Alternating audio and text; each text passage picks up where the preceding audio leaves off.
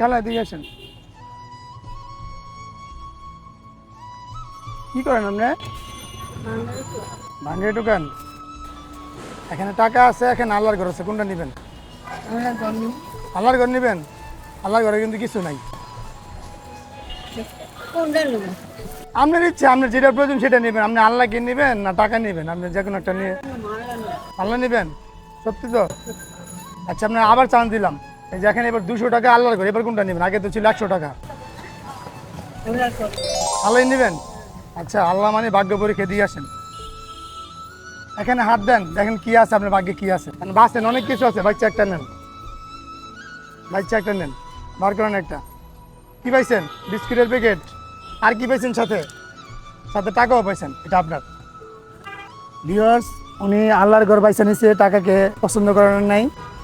উনি একজন গরিব অসহায় মানুষ, বাঙালি টোকায় খায়, ওনার জন্য দোয়া করবেন। ঠিক আছে, আপনাকে ধন্যবাদ আল্লাহর ঘরের পছন্দ করার জন্য।